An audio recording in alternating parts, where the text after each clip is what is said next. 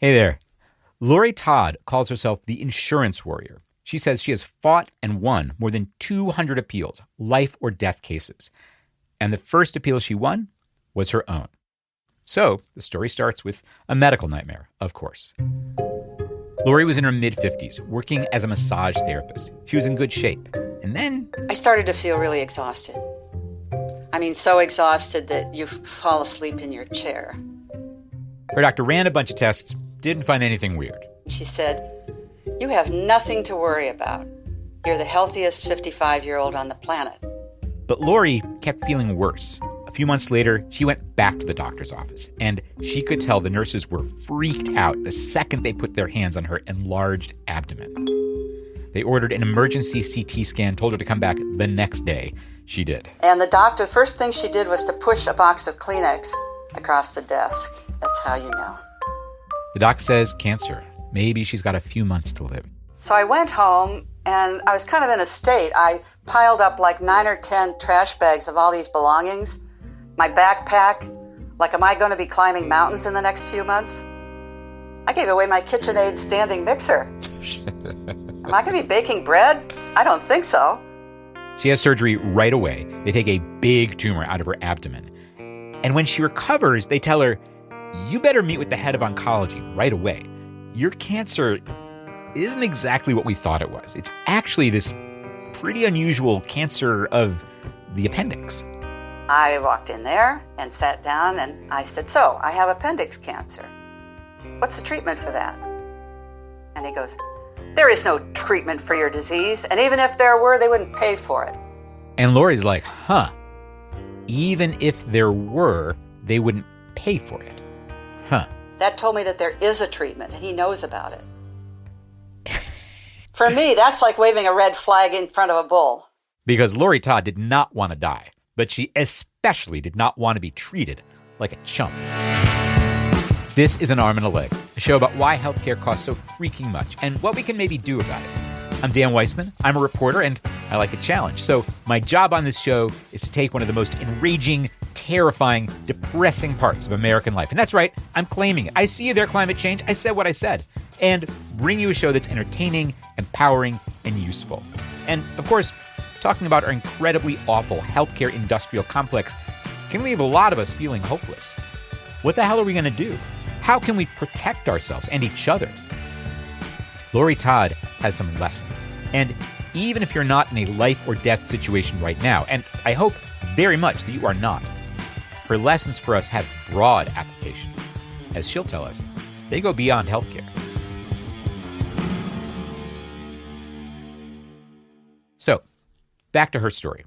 We should actually rewind to a couple days before she meets with the oncologist. We start with that call where they tell her she's got a cancer of the appendix. I said, "Okay, give me the full name." He said, "Pseudomyxoma peritonei."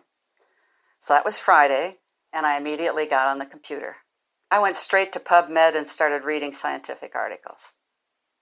And by the time the weekend was over, I knew what I had, what treatment I needed, and what the chance of beating this cancer really was. So when this oncologist tells her there's no treatment, she already knows better. He was giving me percentages of recurrence and how long it'd be before it grew and all this. And I said, "So how many appendix cancer patients have you treated?" And he goes, 2.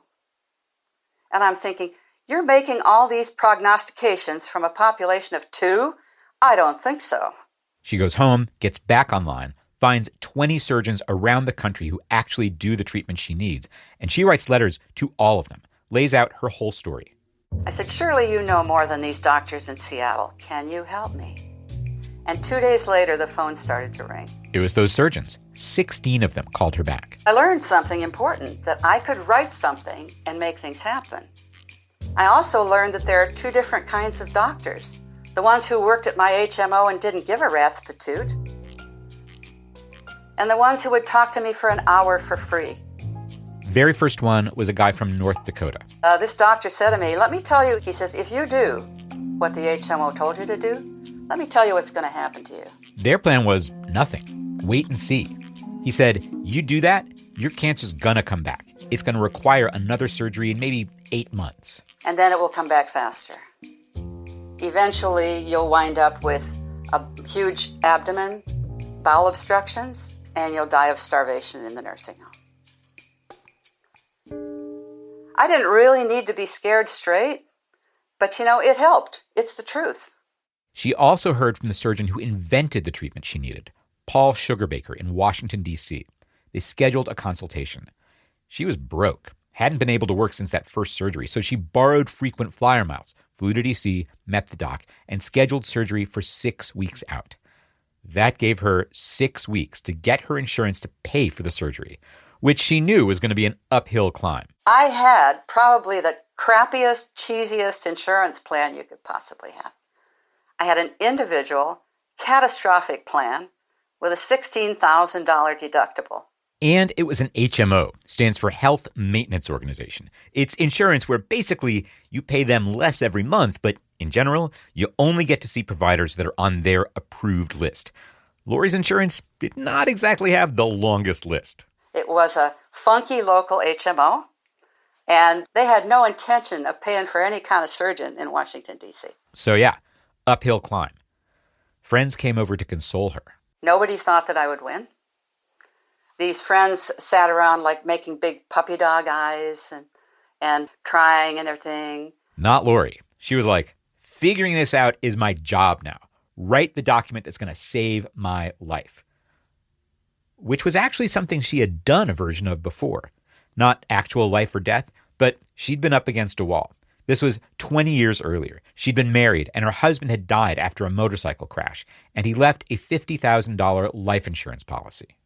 And, after he died, I could not deal with that money. It seemed like blood money. I just couldn't do it. And the insurance company said, hey, that's cool. We'll hold on to it for you, and we'll send you interest on it every quarter. And they did. After a year, Laurie withdrew the money and invested it somewhere else. And the next quarter, she got another interest check. So I called them up and I said, I've withdrawn my money. Why are you sending me interest? And somehow she said, no, that's yours. You're supposed to keep it. And of course I was very poor. You know what I mean? I was really dirt poor. I really needed that money. So I kind of, and kept it. This went on for an entire year. She called them every quarter, and every quarter they said, no, that's yours. You keep it.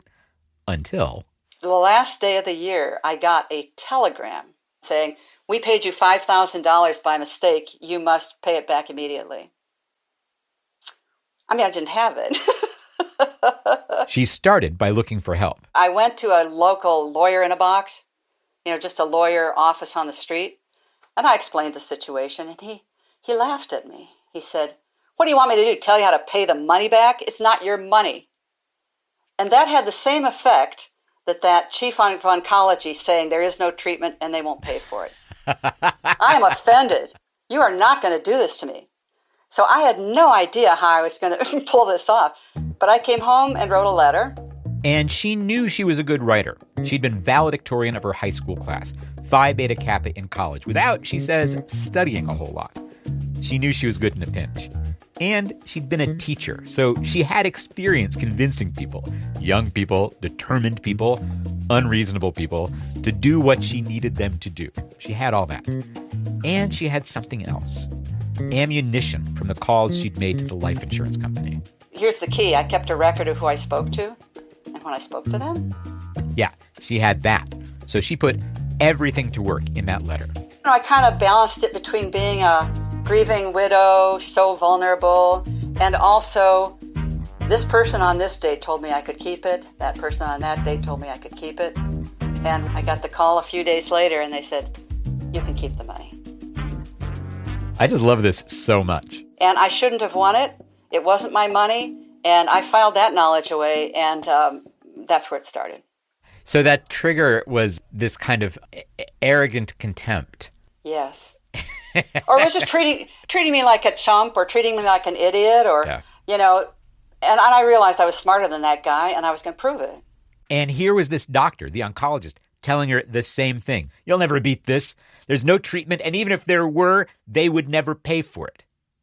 She was not about to let that guy win and then fucking die. I would have felt like the world's biggest chump because it didn't have to be.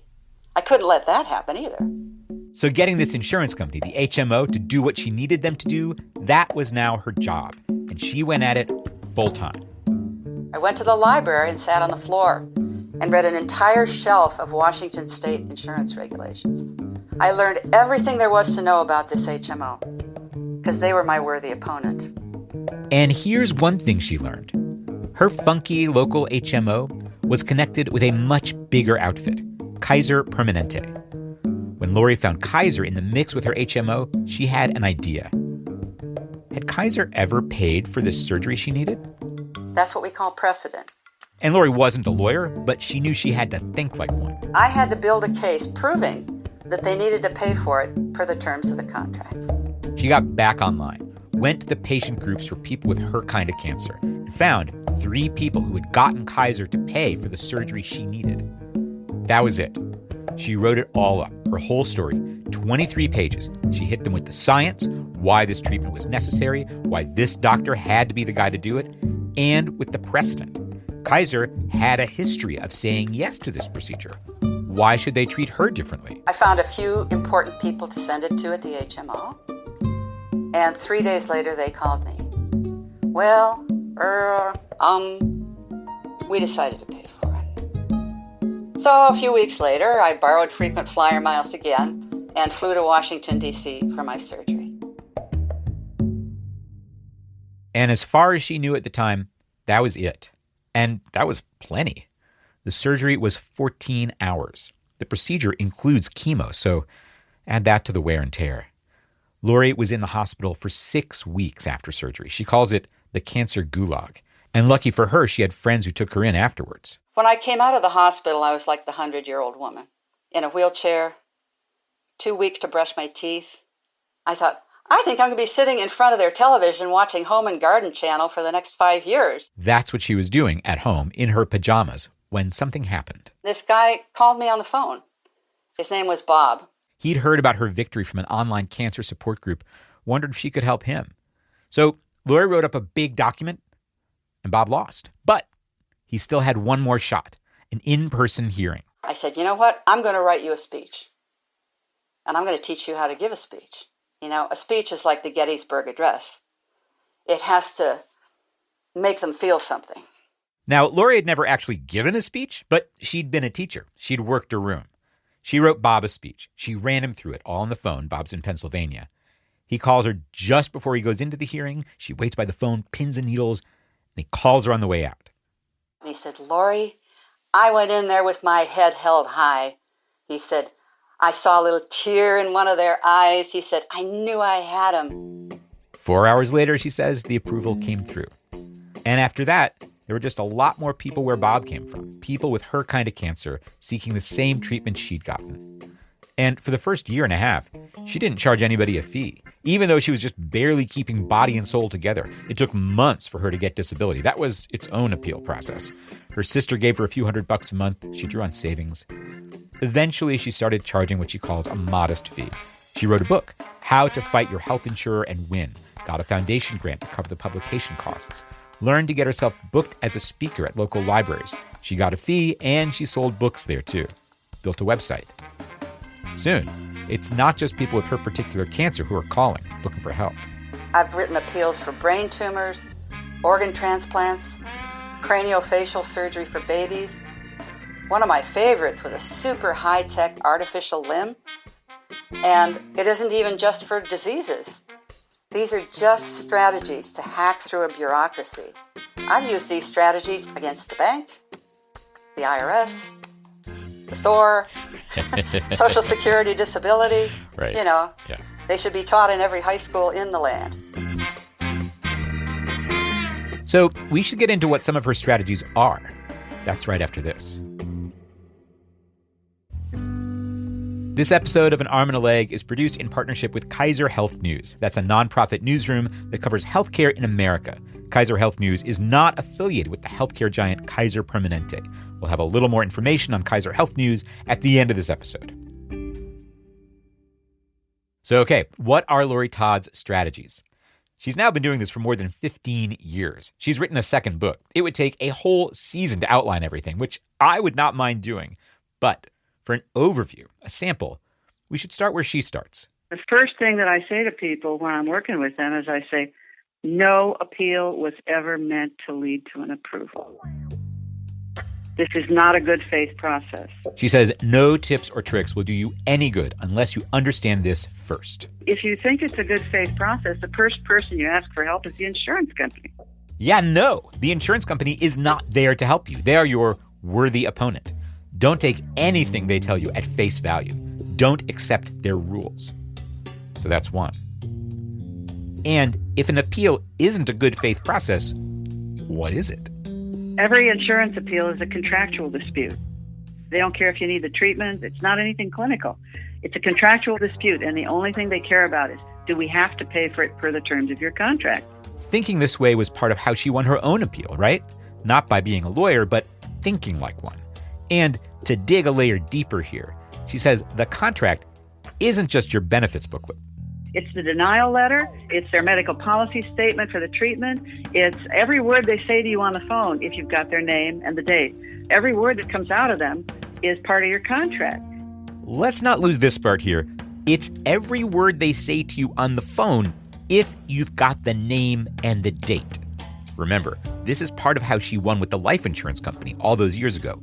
If you've got the name and the date, they're on the record. And the cool thing about it is they spew out so many words that you have a whole lot to take issue with. Because they're not as smart as I am. Yeah, that laughter, that confidence. They point to Laurie Todd's next principle about the nature of this conflict. She calls it a game. It's a strategy game. They have strategies, and my strategies have to be better than their strategies. One strategy she used in her own case and now uses every single time. Go straight to the top. There's no law that says that you can't find the higher-ups and contact them directly, and all of a sudden you're a VIP. Getting to those people, hacking the bureaucracy, takes work. It takes strategy. She writes about it a lot in her second book. Like how you ferret out these people and how you approach them, it's part of the fun, really. I mean, I love this, but that kind of confidence doesn't exactly come naturally to all of us. She says when she works with people on their appeals, she often has to coach them into it. I said, you don't have to feel that way. Just pretend you're that way.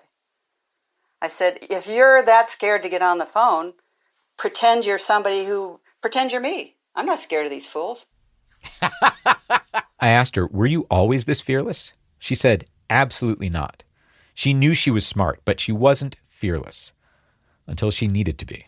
I had a lot of insecurities, but somehow just the whole experience of the crazy, scary cancer, the insurance company is definitely not going to pay, no money, no resources, and somehow this whole thing rose up in me that I'm just going to do everything, and as it turned out, I wasn't afraid of anybody.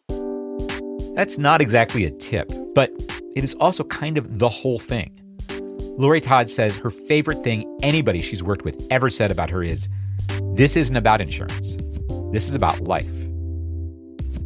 She hears from people who worry they'll never master all the tricks in her 300-page book. She said, but I'm overwhelmed and I can't do that. If you only did 10% of what I do, you'd be much more likely to win it. I don't think we've gotten to 10% of things here, so we'll be coming back to Laurie Todd next time. And she will bring us back to an idea we talked about last time, this giant open secret that Laurie Todd calls the biggest scandal in health insurance. Because I'm not usually really fighting insurance companies. I'm fighting employers. That's because, like we talked about in our last episode, if you get your health insurance from work, the insurance company probably isn't really insuring you. Your employer is paying them to administer your insurance plan. But it's your employer who's actually paying out. And as Laurie Todd says, that means they're ultimately deciding which bills to pay. You have to know that or you don't know who's making the decision. It's like you're barking up the wrong tree. Next time, we'll hear how she learned that and what she did next. But I've got a piece of news today. Right now, in November and December, we've got a big opportunity. We get to be part of a project called Newsmatch. The Institute for Nonprofit News has pulled together a fund to match any donation you make to this show from now through the end of the year. And if you make a monthly donation, they will match a whole year's worth. Pledge $5 a month. They will give us 12 months worth of that, $60 up front. It's a huge deal. We got to be part of Newsmatch last year, and thanks to your generosity, it's made a huge difference. For one thing, it allowed me to bring on Emily Pisacreta, first as our intern and now as our associate producer. Emily's work behind the scenes has allowed us to make our reporting a lot deeper this year. And for another, it's allowed me to create a project I am super excited to tell you about. One thing we get asked for a lot is, can you pull together the practical things we've been learning like all in one place? And I've always been like, yes, we should totally do that. And I've always been like, yeah, when am I going to do that? Where am I going to find the time? The answer is now. Starting this week in our newsletter, which is getting a new name, First Aid Kit.